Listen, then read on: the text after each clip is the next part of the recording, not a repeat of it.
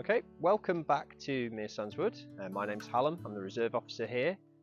You're with me in the heart of the nature reserve here in the Pine Woods.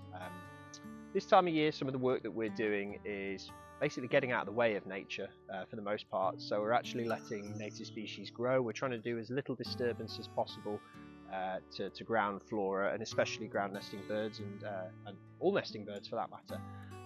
But one of the things that we do have to try and get on top of at this time of year is some of our less desirable species, invasive species. So in this area here, we have had a fairly consistent issue with Himalayan balsam.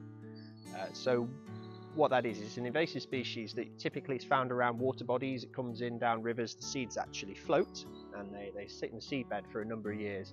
And you'll often see it in areas in winter where sides of rivers have started collapsing in from erosion, and that's usually because balsam's there in the summer and it dies right back in the winter, and all of that soil, that really valuable material, that resource is getting washed away as a result.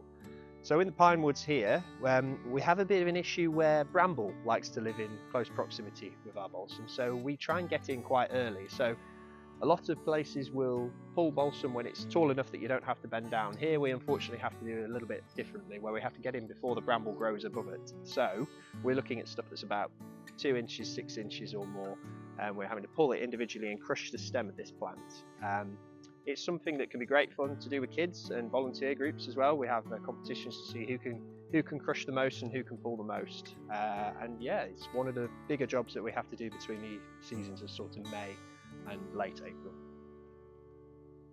So any of you familiar with Himalayan balsam probably remember as a child maybe popping the seed pods. So once the flower actually flowers and the seed pods start producing seeds, they become very sensitive to the movement of the wind or even animals brushing up against it. And what they do is they fire out a shower of seeds.